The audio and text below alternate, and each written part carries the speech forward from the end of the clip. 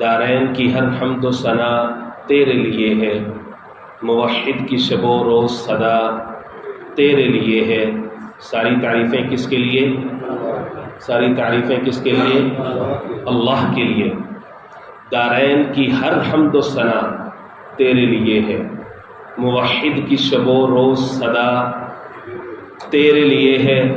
اول ہے تو آخر، ظاہر ہے تو باطن، جو کبر کی پھیلی ہے ردا تیرے لیے ہے، جو کبر کی پھیلی ہے ردا تیرے لیے ہے۔ تجھی سے ابتدا ہر چیز کی ہے، منتہا تو ہے، تجھی سے ابتدا ہر چیز کی ہے، منتہا تو ہے۔ ازل سے ابد ابتدا انتہا تو ہے، تو ہی اول تو ہی آخر تو ہی ظاہر تو ہی باطن۔ تجھی کو حمد زیبا ہے کہ ہم سب کا خدا، ہم سب کا خدا، ہم سب کا خدا تو ہے۔ بقا تجھ کو فنا مجھ کو، زباں میری ثنا تیری، میں فانی بے بقا ہوں، ذات باقی لا فنا تو ہے۔ تو ہی اول تو ہی آخر تو ہی ظاہر تو ہی باطن۔ تجھی کو حمد زیبا ہے کہ ہم سب کا خدا تو ہے۔ محو حیرت ہوں کس طرح تیرا انکار کرتے ہیں، جدھر دیکھوں جہاں دیکھوں وہیں جلوہ نما تو ہے۔ محبت سے کہیں اللہ جل اللہ جل جلالہ۔ خدا کا ذکر کرے ذکر مصطفیٰ نہ کرے، خدا کا ذکر کرے ذکر مصطفیٰ نہ کرے، میرے منہ میں ہو ایسی زبان خدا نہ کرے، ہمارے منہ میں ہو ایسی زبان خدا نہ کرے۔ کہا خدا نے شفاعت کی بات محشر میں، فقط میرا حبیب کرے کوئی دوسرا، کوئی دوسرا۔ مسکرا کے کہیں صلی اللہ ہو، مسکرا کے کہیں صلی اللہ ہو۔ زور میرا لگ رہا ہے، تھوڑا نہیں لگ رہا ہے، تسی صرف مسکرا لو، تھوڑی انرجی نہیں جانی، ٹھیک ہے جی۔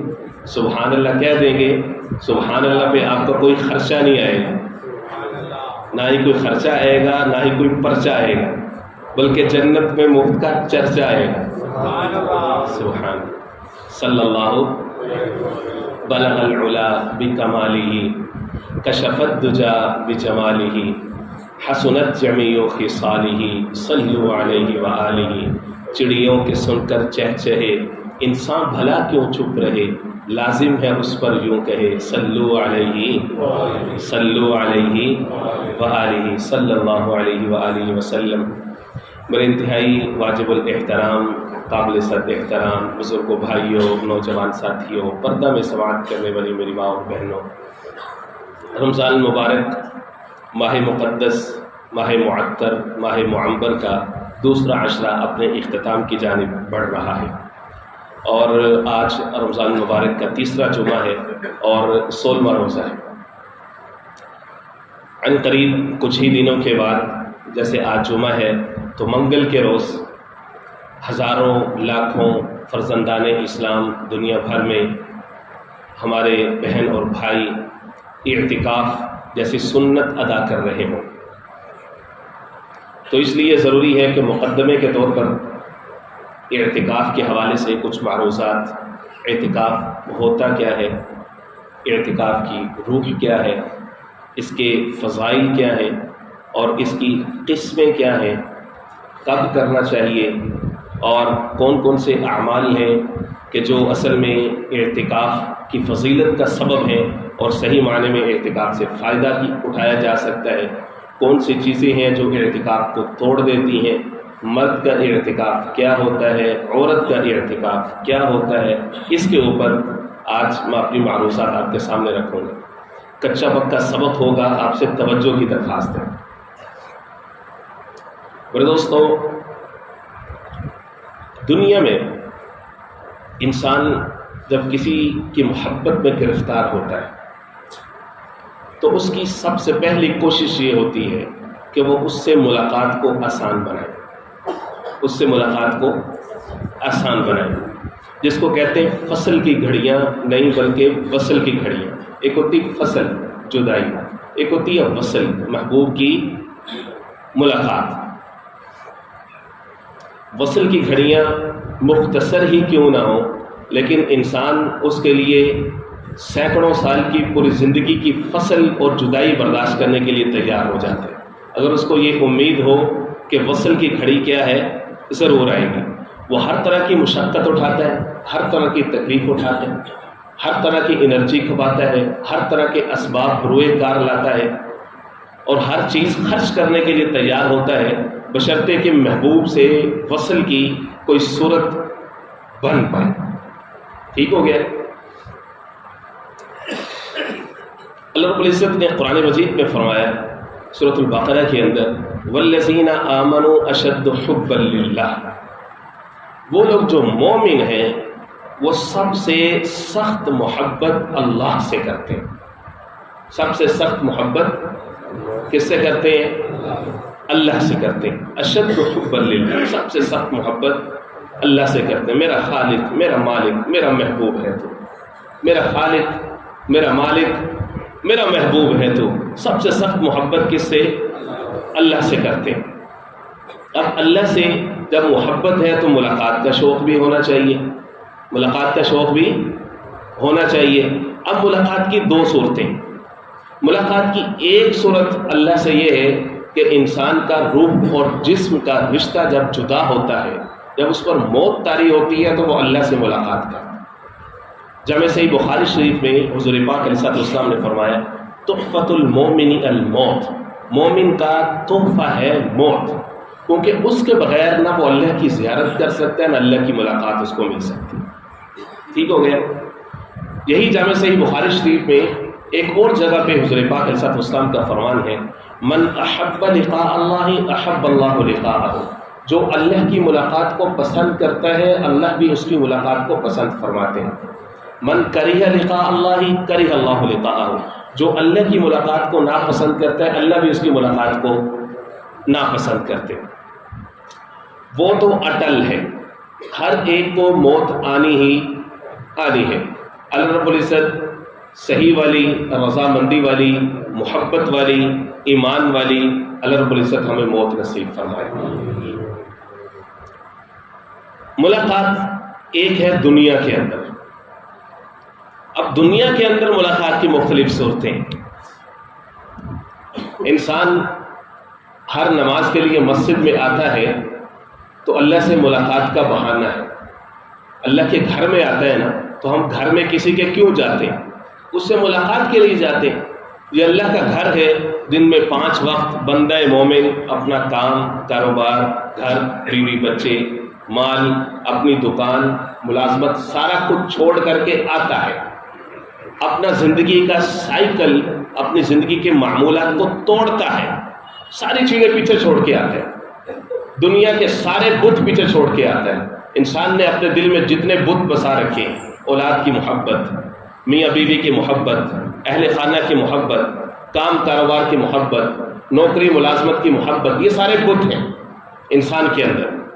وہ سارے بت پیچھے چھوڑ کر کے آتا ہے اللہ کے لیے۔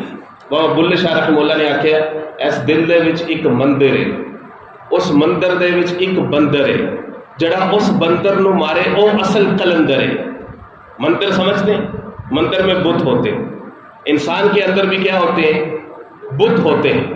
5 وقت ہر مومن کے پاس یہ چانس ہوتا ہے کہ ان سب بتوں کو پیچھے چھوڑ کے خالص اللہ کا ہو کے، اللہ کا بن کے، اللہ کے سامنے اپنی پیشانی آ کر کے لگائے۔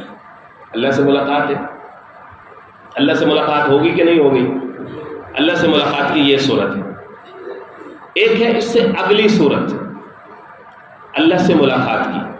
ملاقات ہوتا ہے پہلا درجہ، اس کے بعد اگلا درجہ ہوتا ہے مر مٹ جانا، فنا فی المحبت، مکمل خود سپردگی، اپنے آپ کو محبوب کے حوالے کر دینا، اپنے آپ کو لا کر کے اس کے در پہ ڈال دینا۔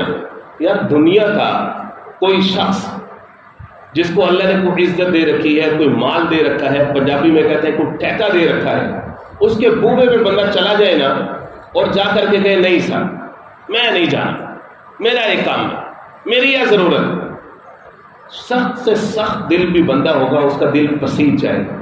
یہ تو انسان ہے نا جس میں اللہ نے انس رکھا ہے، اور وہ جو ذات ہے وہ جو رحمان ذات ہے، وہ جو رحیم ذات ہے، وہ جو غنی ذات ہے، وہ جو مغنی ذات ہے، وہ جو ودود ہے، وہ جو قادر ہے، وہ جو مقتدر ہے، وہ ذات کیسی ذات ہوگی؟ ایسا کیسے ہو سکتا ہے کہ ایک بندہ اپنا گھر چھوڑے، کاروبار چھوڑے، ملازمت نوکری چھوڑے، بیوی بچے چھوڑے، اپنا سارا کچھ چھوڑ کر کے اپنے آپ کو اللہ کے حوالے کر دے اور اللہ اس کو معاف نہ فرمائے؟ کیسے ہو سکتا ہے؟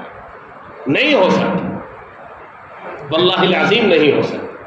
موتی سمجھ کے شان کریمی نے چن لیے، قطرے جو تھے میرے عرق انفعال کے، نہ کہیں جہاں میں اما ملی، جو اما ملی تو کہاں ملی، میرے جرم خانہ خراب کو تیرے عفو بندہ نواز میں، تو بچا بچا کے نہ رکھی سے، تیرا آئینہ ہے وہ آئینہ جو شکستہ ہو تو عزیز تر ہے نگاہ آئینہ ساز میں۔ نگاہ آئینہ محبت سے کہیں اللہ جل اللہ جل اللہ جل جلالہ۔ میرے دوستو، یہ ہے اعتکاف، اپنے آپ کو لا کر کے اللہ کے در پہ ڈال دینا، مکمل خود سپردگی۔ اللہ میرا بس یہ تھا کہ میں سارا کچھ چھوڑ دوں، اللہ میرا بس یہ تھا کہ میں ہر چیز کو پیچھے ترک کر دوں، میں توبہ طائب ہو جاؤں، میں اپنا رشتہ ناتا اس دنیا سے چھوڑ دوں۔ اللہ میں وہ کر چکا ہوں، اللہ میں تیرے دربار پہ آ چکا ہوں، ادھر تو در نہ کھولے گا، ادھر میں در نہ چھوڑوں گا۔ حکومت اپنی اپنی ہے، حکومت اپنی اپنی ہے، کہیں تیری کہیں میری۔ اے اللہ تیری حکومت کس پر ہے؟ تیری حکومت کبر پر ہے، تیری حکومت دینے پر ہے، تیری حکومت عطا کرنے پر ہے، تیری حکومت معاف کرنے پر ہے، تیری حکومت رحمت دینے پر ہے۔ اے اللہ میری حکومت کس پر ہے؟ میری حکومت عاجزی پر ہے، میری حکومت جھکنے پر ہے، میری حکومت اپنی پیشانی تیرے سامنے پیش کرنے پر ہے، میری حکومت ندامت کے اوپر ہے، میری حکومت اپنے آپ کو تیرے حوالے کرنے پر ہے۔ اے اللہ ادھر تو در نہ کھولے گا، ادھر میں در نہ چھوڑوں گا۔ حکومت اپنی اپنی ہے، کہیں تیری کہیں میری۔ اور اللہ پھر نوازتا ہے، جب انسان اپنے آپ کو اللہ کے حوالے کر دیتا ہے، مٹا دیتے مجھے خاک میں ملا کر میری خاک بھی اڑا دو، میں تجھ پہ مٹ چکا ہوں، مجھے کیا غرض نشان سے۔ اپنے آپ کو اللہ کے حوالے کر دی، ڈال دیا اللہ کے سامنے۔ پھر اللہ انسان کو چمکاتا ہے، پھر انسان کو مقام و مرتبہ ملتا ہے، پھر اللہ بلندیاں اور ترقیاں دیتا ہے، اس کی دنیا بھی بھلی ہوتی ہے، اس کی آخرت بھی بھلی ہوتی ہے۔ ہاں مجھے مثل کیمیا خاک میں تو ملائے جا، شان میری گھٹائے جا، رتبہ میرا بڑھائے جا۔ ہاں مجھے مثل کیمیا خاک میں تو ملائے جا، شان میری گھٹائے جا، رتبہ میرا بڑھائے جا۔ کھولے یا نہ کھولے در، منتظر رکھ اپنی نظر، تو اپنا کام کر یعنی صدا لگائے جا۔ تیرا کام کیا ہے؟ یا ایھا الناس انتم الفقراء الی اللہ، اے لوگوں تم سب کے سب فقیر ہو اللہ کے ساتھ۔ سارے کیا ہو ہی فقیر، ہفت تقلیم کے بادشاہ، بڑی بڑی کوٹھیاں، محلات، جائیدادیں، نوکر چاکر، سواریاں، سارے ریسورسز تمہارے پاس۔ اللہ کہتا تو ہے فقیر، تو کیا ہے؟ فقیر ہے۔ میں جب چاہوں ایک لمحہ بھی نہیں لگے گا کہ تو تہی دامن ہوگا، اس لیے تسلیم کر کے رہ کہ تو کیا ہے؟ فقیر ہے۔ تجھے جو مل رہا ہے اس پر شکر ادا کرتا رہے۔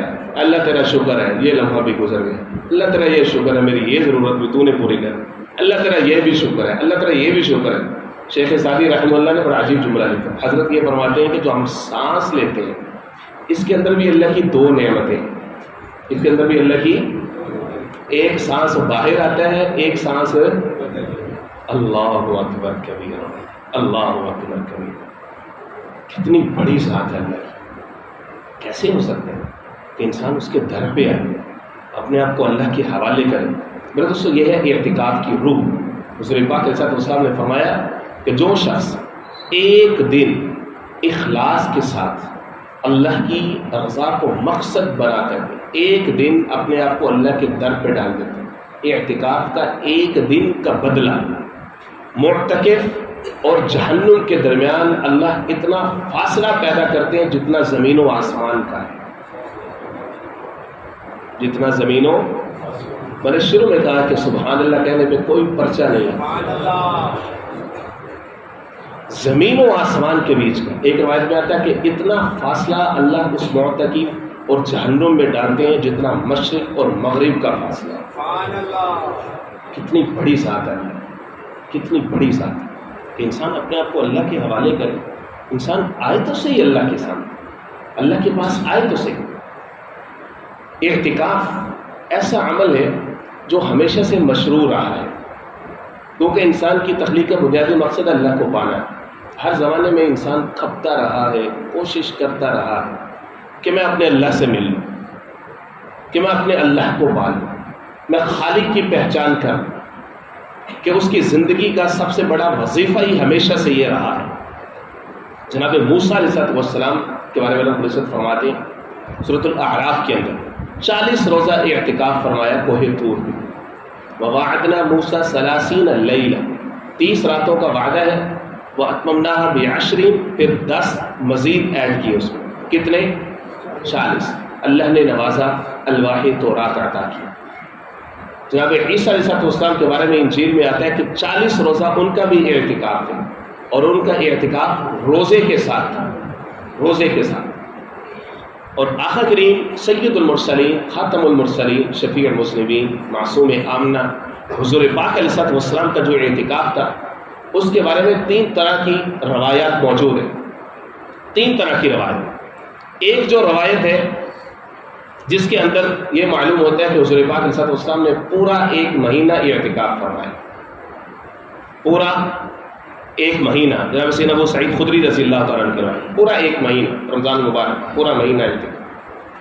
سیدنا ابو ہریرہ رضی اللہ تعالیٰ عنہ کی جو روایت ہے، جو مشکات شریف کے اندر موجود ہے، سنن ابن ماجہ شریف کے اندر موجود ہے، صحیح ستہ کی دیگر کتب کے اندر موجود ہے، وہ یہ فرماتے ہیں کان نبی صلی اللہ علیہ وسلم یعتکف کل رمضان، یعتکف فی رمضان 10 ایام۔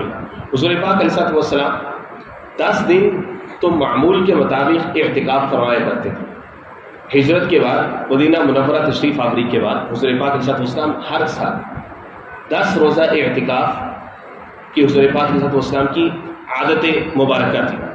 فلما کان العام الذی قبض فیہ، لیکن وہ سال کہ جس سال آقا کریم سید المرسلین حضور پاک علیہ السلام اس دنیا سے پردہ فرما رہے تھے، اس سال حضور پاک علیہ السلام نے اعتکف 20 یوما، جامع صحیح بخاری شریف 20 یوما، اس سال حضور پاک علیہ السلام نے 20 روز، 20 ایام، دوسرا اور تیسرا عشرہ مکمل اعتکاف فرمایا۔ ایک اور جو روایت ہے عبداللہ بن عمر رضی اللہ تعالیٰ عنہ کی اور دیگر متعدد روایات ہیں، ان کے اندر جو مسنون اعتکاف ہے یعنی عشرہ اخیرہ کا، پورے آخری جو 10 دن ہیں، 20واں غروب سے قبل آ کر کے مسجد میں داخل ہونا، اور پھر جب تک ہلال عید نظر نہ آئے تب تک مسجد کے اندر قیام کرنا، جس کو اعتکاف مسنون کہتے ہیں، سنت مؤکدہ علی الکفایہ کہتے ہیں۔ اس کے اوپر متعدد روایات موجود ہیں۔ تو جو اعتکاف ہے اس کی فقہاء کرام نے 3 قسمیں بیان کی ہیں، 3 طرح کا اعتکاف ہوتا ہے۔ ایک اعتکاف ہوتا ہے واجب، ضروری، وہ ہوتا ہے نظر کا، منت کا اعتکاف۔ کوئی مرد و عورت منت مان لے کہ اللہ میرا فلانا کام ہو گیا تو میں تیری راہ میں اپنے آپ کو اتنے دن کے لیے تیرے سپرد کروں گا یا کروں گی، یا اتنے دن کے لیے میں اعتکاف کروں گا۔ جب وہ کام ہو جاتا ہے یا کسی کام کے ساتھ معلق نہ کرے، ویسے ہی شکر کے طور پر اعتکاف کی نظر مان لے، تو اب اس مرد و عورت پر اعتکاف اتنے دن کا کرنا کیا ہو جاتا ہے؟ واجب ہو جاتا ہے۔ اس کو کہتے ہیں اعتکاف واجب۔ دوسرا ہوتا ہے اعتکاف نفلی۔ اعتکاف نفلی ہوتا ہے اس کے لیے دن کی کوئی قید نہیں، وقت کی کوئی قید نہیں ہے۔ جب بھی آپ مسجد میں داخل ہوتے ہیں آپ اعتکاف کی نیت کر لیتے ہیں، تو آپ مسجد میں داخل ہوں گے، جب تک رہیں گے آپ کو اعتکاف کا ثواب ملتا رہے گا۔ اللہ اکبر، یہ ہے اعتکاف نفلی۔ جب مسجد سے چلے جائیں گے تو آپ کا اعتکاف ختم۔ تیسرا ہے اعتکاف سنت، اعتکاف مسنونہ، جو کہ آج کا میرا موضوع ہے۔ رمضان مبارک کا آخری عشرہ، 20ویں روزے کے غروب سے پہلے انسان مسجد میں داخل ہو، اور اس کے بعد 10 دن تک وہ مسجد میں قیام کرتا ہے خالص اللہ کی رضا کے لیے، اور اعتکاف کی جو پابندیاں ہیں ان کو وہ اپنے ساتھ رکھتے ہوئے وہ اگر یہ اعتکاف کر جاتا ہے تو اس کو کہتے ہیں اعتکاف سنت مؤکدہ علی الکفایہ۔ سنت مؤکدہ علی الکفایہ اتنا لمبا اور اتنا مشکل لفظ میں کیوں بول رہا ہوں؟ کیونکہ میں نے ابھی اس کو سمجھانا ہے، آپ کے سامنے یہ رکھنا۔ سنت مؤکدہ کا مطلب تو یہ ہے، لفظ سے معلوم ہو رہا ہے کہ جس سنت کی تاکید ہو۔ سنت ہے آقا کریم علیہ الصلوۃ والسلام کی اتباع میں فرزندان اسلام مرد و خواتین یہ اعتکاف ادا کرتے ہیں۔ مؤکدہ کا مطلب یہ ہے کہ اس کی تاکید بہت زیادہ ہے، اس کی فضیلت بہت زیادہ ہے، اس کی اہمیت بہت زیادہ ہے۔ علی الکفایہ کا مطلب یہ ہے کہ کسی بستی محلے میں سے اگر 1 2 4 کچھ لوگ اگر یہ عمل کر لیتے ہیں تو باقی سب کی طرف سے وہ ادا ہو جائے گا۔ جیسے جنازے کے بارے میں آتا ہے کہ جنازہ جو ہے وہ فرض کفایہ ہے، جو نماز ہے 5 وقتہ یہ فرض عین ہے، جو جنازہ ہے یہ فرض کفایہ ہے کہ محلے کے کچھ لوگ ادا کر لیں گے، سب کی طرف سے ادا ہو جائے گا۔ لیکن اگر سبھی لوگوں نے اس میں سستی کی اور کسی نے بھی وہ کام نہیں کیا تو پوری کی پوری بستی، پورا کا پورا محلہ گناہ گار ہو۔ تو سنت مؤکدہ علی الکفایہ کا مطلب یہ ہے کہ محلے سے کچھ لوگ مسجد میں یا 1 آدھا آدمی بھی بیٹھ جائے تو سمجھیں کہ وہ سنت اعتکاف کی ان کی طرف سے کیا ہو جاتی ہے، ادا ہو جاتی ہے۔ آقا کریم سید المرسلین حضور پاک علیہ الصلوۃ والسلام اعتکاف ہمیشہ سے فرماتے تھے۔ اس کی سگنیفیکینس میں آپ کے سامنے رکھ رہا ہوں۔ حضور پاک علیہ الصلوۃ والسلام نے غار حرا میں اعتکاف فرمایا۔ غار حرا میں حضور پاک علیہ الصلوۃ والسلام 10 دن 15 دن کے لیے تشریف لے جاتے تھے، زادے رات توشہ لے کر کے جاتے تھے۔ غار حرا جو پرانے لوگ ہیں، جو پرانے احباب ہیں، وہ ان سے ہم سنتے رہتے ہیں کہ اب تو چونکہ بہت بڑی بڑی ٹال بلڈنگز بن گئی ہیں، ورنہ یہ ہے کہ غار حرا سے خانہ کعبہ صاف نظر آیا کرتا ہے۔ غار حرا سے حضور پاک علیہ الصلوۃ والسلام نے اس جگہ کو اسی لیے منتخب فرمایا، اور حضور پاک علیہ الصلوۃ والسلام کے جو آباء و اجداد تھے، آقا کریم علیہ الصلوۃ والسلام کے جو جد تھے، دادا تھے، وہ بھی یہ اعتکاف فرمایا کرتے تھے۔ تو اعتکاف نہایت افضل عمل ہے، اور اس کی روح یہ ہے کہ انسان اپنے آپ کو اللہ کے حوالے کر دیتا ہے، اپنی سوچوں کو قید کر دیتا ہے اور دنیا سے اپنے آپ کو کاٹ لیتا ہے۔ دین اسلام کا اعتکاف اور اس سے پہلے کا جو اعتکاف ہے اس میں بڑا فرق ہے۔ لوگ ہمیشہ سے اعتکاف کرتے رہے۔ قرآن مجید کے اندر سورۃ الشعراء کے اندر مشرکین کے اعتکاف کا تذکر ہے، فنظل اللہ عاکفین، کہ وہ اپنے بتوں کے سامنے ایک خاص حیت میں، اپنی ایک عبادت کے ایک انداز میں ایک گوشہ نشین ہو کے اپنے آپ کو اپنے بتوں کے حوالے کر دیتے۔ وہ بھی ایک اعتکاف کی ان کے یہاں ایک صورت تھی۔ دین اسلام نے رہبانیت سے منع کیا۔ کرسچینٹی کے اندر ان کے اندر کیا تھا؟ رہبانیت تھی۔ ان کے ہاں یہ ہے کہ اگر تم نے گاڈ سے، رب سے یا اپنے مالک سے ملنا ہے تو یہ دنیا سے ہٹ کٹ کے الگ ہونا پڑے، انسانوں کو چھوڑ کر کے، رشتوں ناتوں کو چھوڑ کر کے اپنے آپ کو جنگلوں پہاڑوں کو سپرد کر دو۔ سورۃ الحدید میں اللہ نے فرمایا وَرَهْبَانِيَّةً ابْتَدَعُوهَا، یہ رہبانیت انہوں نے گھڑ لی۔ اللہ کو ایسی رہبانیت نہیں چاہیے، بلکہ اللہ یہ چاہتے ہیں، دین اسلام نے جو متعارف کروایا اعتکاف، سب سے سہولت والا، سستے والا، چند دن والا، شارٹ کٹ، اجر میں سب سے زیادہ، کہ تم چند دن کے لیے اپنے آپ کو اللہ کے حوالے کرو۔ گویا کہ خلوت ظاہری سے زیادہ خلوت باطنی مقصود ہے۔ تمہارا اندر اللہ کو چاہیے۔ ان اللہ لا ينظر الى صورکم واموالکم، بے شک اللہ تمہاری صورتوں اور تمہارے مالوں کو نہیں دیکھتا، ولکن ينظر الى قلوبکم ونیاتکم، لیکن اللہ تمہارے دلوں اور تمہاری نیتوں کو دیکھتے ہیں۔ اور ایک حدیث پاک کے اندر آتا ہے وَلَكِنْ يَنْظُرُ إِلَىٰ قُلُوبِكُمْ وَأَعْمَالِكُمْ، لیکن اللہ کو تمہارے دل اور تمہارے اعمال دکھتے ہیں۔ اللہ یہ دیکھتے ہیں، اللہ کے ہاں میزان کے اندر تمہارے دلوں کی پاکیزگی، تمہارا تقوی، طہارت، تمہارے اعمال کے اندر کنسسٹنسی اور اخلاص، اللہ کے ہاں یہ تولا جاتا ہے۔ تو اعتکاف کی روح وہ کیا ہے؟ اصل میں باطنی تعلق ہے انسان کا، کہ انسان آتا ہے اور اپنے آپ کو 10 دن کے لیے اللہ کے در پہ، اللہ کے دروازے پہ اپنے آپ کو ڈال دیتا ہے۔ لیکن اس کی کچھ شرائط ہیں۔ سب سے پہلی شرط یہ ہے کہ مرد مسجد کے اندر اعتکاف کرے گا، عورت مسجد البیت کے اندر اعتکاف کرے گی۔ مسجد البیت سے مراد یہ ہے کہ گھر کی کوئی کنارہ، کوئی کونا یا کوئی کمرہ جس کو نماز کے لیے مختص کر رکھا ہے، تو عورت اسی جگہ کو خاص کر کے وہاں پر اعتکاف کرے۔ اگر ایک کمرہ الگ سے میسر ہے تو بہتر یہ ہے کہ پورا ایک کمرہ جو ہے نا وہ سہولت کے ساتھ اپنے لیے اعتکاف کے لیے مختص کرے، تاکہ اس میں وہ مختلف جگہوں پہ عبادت تلاوت وغیرہ کے لیے آزادی سے گھوم سکے۔ لیکن کمرہ ہی اگر ٹوٹل گھر کا ایک ہے تو وہ ایک کنارہ مختص کرے گی، پردہ لگائے گی، تو ظاہر ہے کہ اس میں اس کو مشقت ہے، اللہ کے یہاں اس کا اجر بھی ہے۔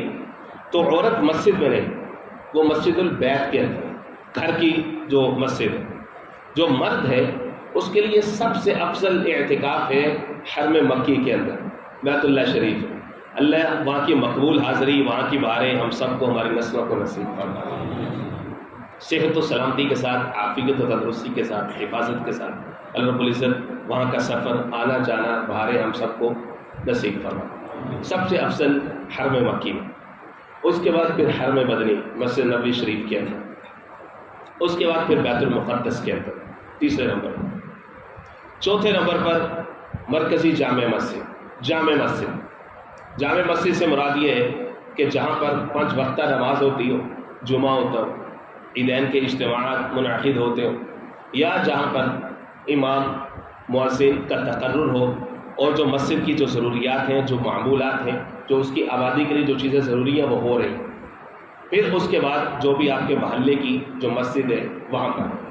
لیکن اگر گاؤں دیہات ہے، اپنے محلے کی مسجد میں بیٹھے ہیں لیکن وہاں پہ جمعہ نہیں ہوتا، تو پھر اس کے بعد کیا ہے کہ وہ جمعہ کے لیے وہ شخص جا سکتا ہے کسی شہر وغیرہ کی مسجد میں، لیکن اس کے لیے یہ ہے کہ اعتکاف کی پابندیاں اس پر برقرار رہیں گی، کوئی اور دنیاوی حاجت کو پورا نہ کرے، نہ ہی اس مقصد کو لے کر کے وہ جائے جمعہ پڑھنے کے لیے۔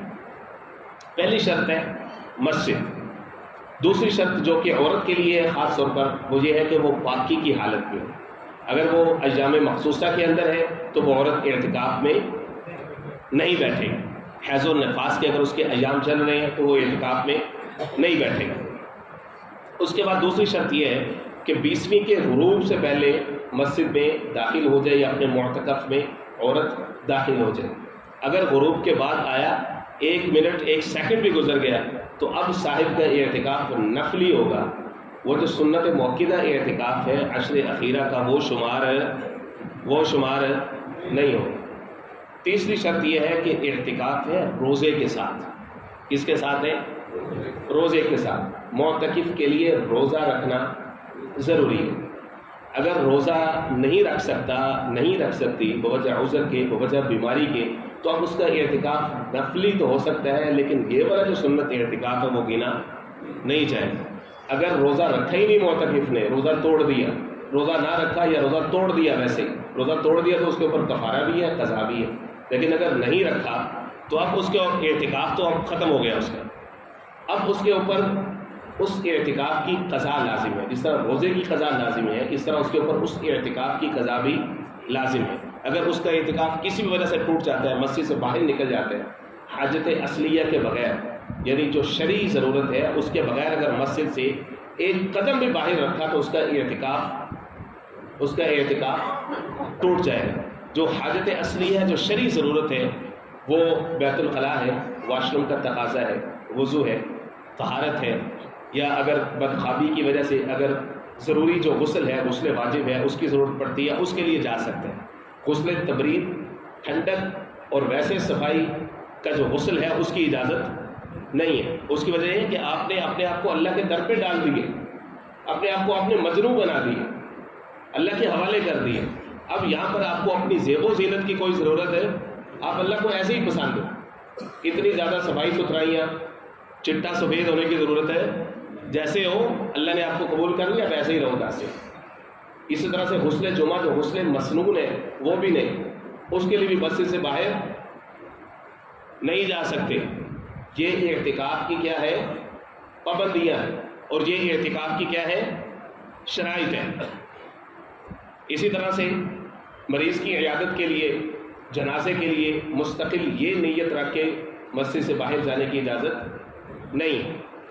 حدیث پاک کے اندر آتا ہے، حضور پاک علیہ السلام نے فرمایا کہ جو معتکف ہے، معتکف اصل میں کیا ہوتا ہے؟ یعتکف الذنوب، وہ گناہوں کو چھوڑ کر کے، دنیا کو چھوڑ کر کے آ گیا ہے اللہ کے دروازے پہ۔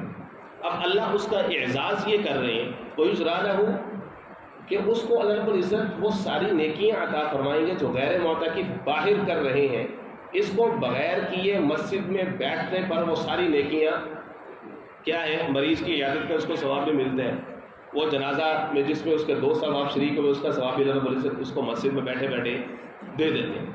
تو اعتکاف کے کچھ فائدے ہیں۔ فائدے اس وقت ہیں جب اعتکاف کے کچھ اعمال ہیں وہ انسان کرے۔ 10 چیزیں انسان کو کرنی چاہیے جو شخص اعتکاف میں بیٹھنا چاہتے ہیں۔ پہلی چیز، سب سے پہلے انسان کو چاہیے کہ اپنے گناہوں کی فہرست بنائے۔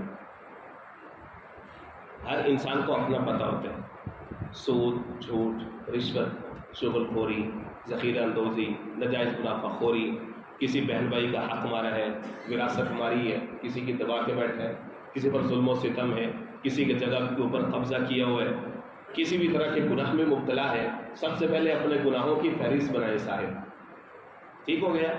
نمبر 1، جن سے آ کر کے اس نے توبہ کرنی کہ اللہ یہ 10 دن میں اپنی آپ کو چینج کرنے کے لیے آیا ہوں، اے اللہ تو میری مدد فرما، مجھے توفیق دے کہ میں اپنے آپ کو تبدیل کر سکوں۔ نمبر 2، اس کے بعد اپنے اعمال کا اسکیجول بنائے، شیڈول بنا کر کے آئے۔ اعمال سے مراد یہ نہیں ہے کہ میرے لیے چائے کون لے کر کے آئے گا، میرے لیے پراٹھے کون لے کر کے آئے گا، میرا کھانے پینے کا شیڈول کیا ہوگا، یہ شیڈول مراد نہیں، یہ خود بخود بن جاتا ہے۔ آپ نے اعمال کا شیڈول بنانا ہے کہ تلاوت قرآن مجید، انشاءاللہ العزیز اللہ نے توفیق دی تو میں اتنی دفعہ قرآن مجید مکمل کروں۔ تلاوت ہے، ذکر و اذکار ہے، تعلیم و تعلم ہے۔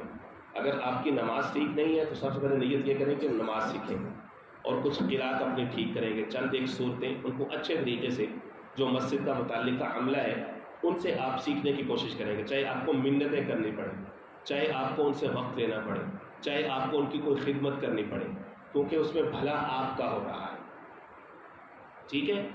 تو یہ ان نیتوں کے ساتھ مسجد میں آئے، تب وہ اعتکاف کیا ہوگا، قیمتی ہوگا۔ پھر اس کے فوائد ہوں، گناہ معاف ہو جائیں گے، حضور پاک علیہ الصلوۃ والسلام کی سنت ادا ہو جائے گی، لاشعوری طور پر انسان اندر سے تبدیل ہو جاتا ہے۔ اور اسی طرح سے سب سے بڑا فائدہ اعتکاف کا یہ ہے کہ انسان کو لیلۃ القدر نصیب ہو جاتی ہے، سب سے بڑا ہے۔ اچھا، معتکف لیلۃ القدر میں سویا بھی رہے اس کو پھر بھی ثواب مل جاتا ہے، کیونکہ اس کا کلیم تو ہے کہ اللہ میں تو اعتکاف میں تھا۔ لیلۃ القدر وہ حالت عبادت میں گزری نا، اعتکاف بھی تو عبادت ہے، سویا ہوا ہے لیکن لیلۃ القدر کا اس کو ثواب کیا ہو جائے گا، مل جائے گا۔ تو اس لیے میرے دوستوں، بنیادی بات میں سب سے آخر میں دوبارہ دوہرا رہا ہوں، اخلاص اور رضائے الہی، یہ ہر عمل کی جان ہے۔ آج کل کے نوجوان کیا ہے، شوق و شوق میں سن سنا کے بھاگم دوڑ میں اعتکاف میں بیٹھ جاتے ہیں۔ جو متعلقہ ائمہ ہوتے ہیں یا عملہ مساجد ہوتے ہیں وہ بھی ذرا ان کو ایکنالج کر رہے تھے کہ چلے ٹھیک ہے ان کا شوق ہے۔ اب مسئلہ یہ ہوتا ہے کہ وہ بات میں بڑے گڑبڑ کرتے ہیں۔